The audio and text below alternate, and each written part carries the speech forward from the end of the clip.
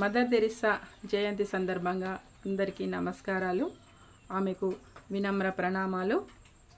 ఆ మానవతావాది, మానవతామూర్తి మన దేశంలో ప్రఖ్యాతి చెందడం మన దేశానికే గర్వకారణం. తను ఎన్నో రకాలుగా కలకత్తా నగరానికి చెందిన అభాగ్యులకు, క్షయవ్యాధిగ్రస్తులకు ఇలా సేవలు అందించి తను మాతృమూర్తిగా అవతరించింది. తను ఒక సందర్భంలో తెరేసాగా తను పేరు మార్చుకున్నప్పటికీ తన అసలు పేరు ఆగ్నస్ గోక్షా బోజాక్షు అయినప్పటికీ తెరేసాగా మారి ఎంతోమంది అభాగ్యులకు సేవలు అందించి తను అమ్మ, మదర్, తన పేరునే మదర్ తెరేసాగా ప్రఖ్యాతి చెందడం అనేది చాలా గొప్ప విషయం.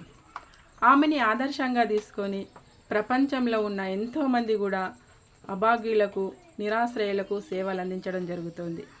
తను ఎన్నో ఆశ్రమాలను, పాఠశాలలను స్థాపించి ఎంతోమందికి సేవలు అందించింది.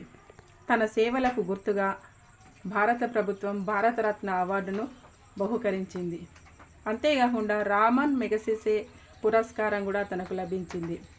అదే కాకుండా జెరూసలేం, పాలస్తీనా రెండు దేశాల మధ్య ప్రపంచ యుద్ధం జరిగినప్పుడు ఆ దేశాల మధ్య శాంతి ఒప్పందానికి తను చాలా ప్రయత్నించింది. అందుకు గాను తనకు నోబెల్ శాంతి బహుమతి కూడా లభించింది.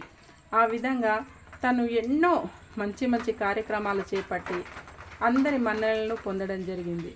అలాంటి మానవతావాదులు ఇంకా జీవించి ఉండాలి. తాను మరణించినప్పటికీ కూడా ఈ ప్రపంచంలో ఇంకా తన పేరు బ్రతికే ఉంది. కాబట్టి అందరూ కూడా తనలాగా అంత సేవ చేయకపోయినప్పటికీ కూడా ఎంతో కొంత సేవ చేసి మానవ సేవలో తరించాలనేసి ఈ సందర్భంగా నేను అందరినీ కోరుకుంటున్నాను. అందుకని ఎంతో కొంత మనకు తోచిన విధంగా మానవ సేవ చేస్తూ ఆ సేవలో తరించిపోవాలి. తను మన దేశానికి చెందిన వ్యక్తి కానప్పటికీ కూడా ఎన్నో రకాలుగా సేవలు అందించింది. ఒక తల్లి తన పిల్లలకు మాత్రమే సేవలు చేస్తుంది, కానీ తను ఎంతోమందికి వాళ్ళు చాలా అంటే చాలా దీన స్థితిలో ఉన్న వాళ్ళకి కూడా హక్కున చేర్చుకొని సేవ చేసి వాళ్ళకు స్వస్థత చేకూరేలాగా చేసింది. మరి మదర్ తెరిసా ఎన్నో విమర్శలను ఎదుర్కొన్నప్పటికీ కూడా ఆ విమర్శలన్నీ పక్కకు పోగా తన మరణానంతరం భారత ప్రభుత్వం తనకు అంతిమ సంస్కారాలు అధికారికంగా చేయడం జరిగింది.